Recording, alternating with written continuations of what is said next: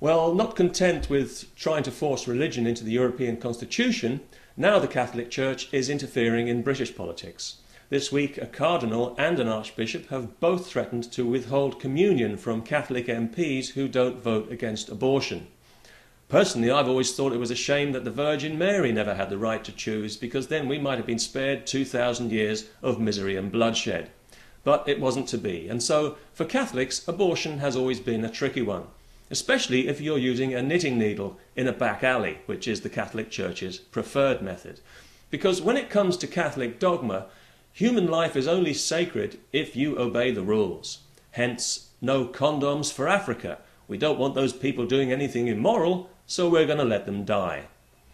This is from an organisation supposedly founded on the teachings of Jesus. I'm not sure what teachings exactly.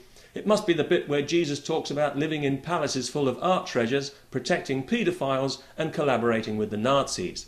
I haven't actually managed to find that passage myself, but I'm sure it must be in the Gospels somewhere.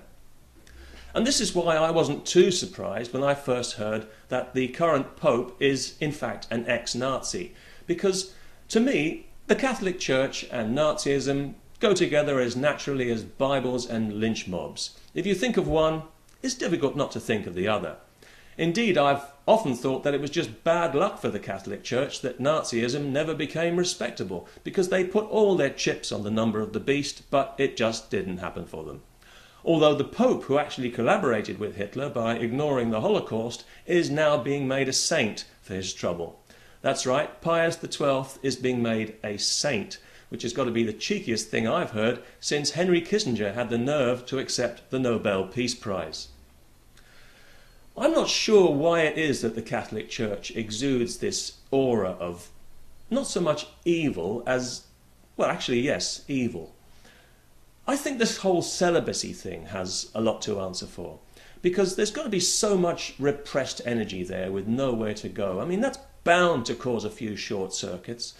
I can understand somebody being celibate if that's how they're comfortable, but if you're doing it as a penance, denying your most powerful basic urges because you think that God is going to be pleased with you, well, I think you should see a doctor, because those inner demons that you're struggling with so manfully are really nothing that a $20 whore couldn't put right in a couple of minutes.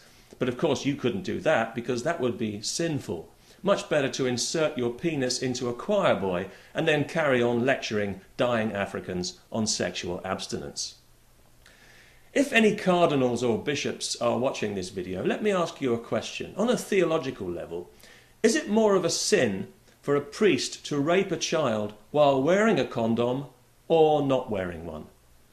How much more evil is it to wear the condom?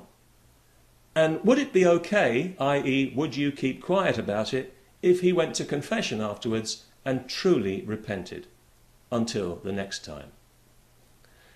The Catholic Church has lost so much money on this scandal. They must be down to their last few billion by now. If you were Pope, wouldn't it make sense to try and add up all the sex abuse that's been committed so far, and then add up all the money that's been paid out in compensation, and then you might be able to work out exactly how much the Church is paying for, say, one blowjob, and whether it might be more economical to buy the same product from a professional sex worker. That way you'd be helping to employ somebody in a legitimate occupation, certainly one that's more legitimate than yours is, your holiness, your eminence, your grace. Little word of advice: clean your own stained glass windows before you start cleaning everybody else's, and then people might take you a little more seriously. Peace.